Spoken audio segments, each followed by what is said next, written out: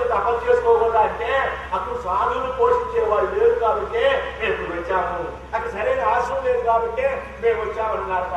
ఆ రానున్నారట ఆంధ్రదేశంలోనే ఈ కొరత ఏదైతే ఉందో లేకుండా బ్రహ్మవిద్య వ్యాప్తమైనట్టుగా ఒక ఆశ్రమాన్ని ఏర్పాటు చేయాలి, ఒక సాధు సత్రం కూడా ఏర్పాటు చేయాలనుకున్నారు. సాధు సత్రమ ఇప్పటికీ ఉంది కానీ భోజనం లేదు మా తెలుగు. స్వామి వారు ఉండే రోజుల్లో వారు భోజనానికి ముందు సాధు సత్రంలో ఆ సాధువులు ఎవరైతే ఉన్నారో అనగా తిరుపతి యాత్రకి వెళ్ళే వాళ్ళకి భోజనం పెట్టిన తర్వాతనే వారు భోజనం చేసేవారు. స్వామి వారు ముందు వారికి భోజనం పెట్టారా లేదా అని విచారించి ఆ తర్వాత స్వామి వారు భోజనం చేసేవారు. ఎందువలన యాత్రకు వెళ్ళినప్పుడు ఆహారం కొత్త ఏదైతే ఉందో వారు బాగా అనుభవించారు కాబట్టి ఇతరుడికి ఆ కొత్త లేకుండా ఉండాలని దృష్టితోనే స్వామి వారు అక్కడ సాధు సత్రాన్ని ఏర్పాటు చేశారు. ఇప్పుడేం లేవు అని.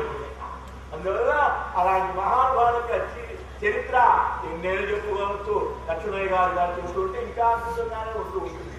అందువల్ల స్వామి వారు ఎప్పటే కనుక ఉన్న వాళ్ళకి ఎన్ని అనుక్షణం కూడా వారు వస్తూ ఉండేది. అలాంటి మహనీయుల చరిత్ర 125 సంవత్సరాలు జీవితం. ఈ జన్మదిన ఉత్సవాలు మరి అటుబడి ఇటుబడి ఈ హనుమాన్ జంక్షన్ లో జంక్షన్ లో మంచి ఫంక్షన్ జరుగుతున్నారు అన్నట్టుగా నాటి బ్రహ్మాండమైన ఫంక్షన్ అండి. ఇక్కడ బ్రహ్మాండంగా మా అనసూయమ్మ గారు అసలు ఈ కళ్యాణ మండపం చూశానండి. కళ్యాణ మండపం ఏమి కళ్యాణ మండపం ఎంతమంది పడతారు చూస్తే ఏమి కళ్యాణ మండపం అంటే అధునాతనమైనటువంటి సౌకర్యాలతో అద్భుతంగా మరి కళ్యాణ మండపం ఎంతో పుణ్యం చేస్తుందండి ఆ కళ్యాణ మండపం. లేకపోతే మహాత్ములు మరి శ్రీ మయాస్వామి ఫోటో అక్కడికి వచ్చి వారి బాధ్యులు వచ్చి అక్కడ అర్చన జరిగినాయి.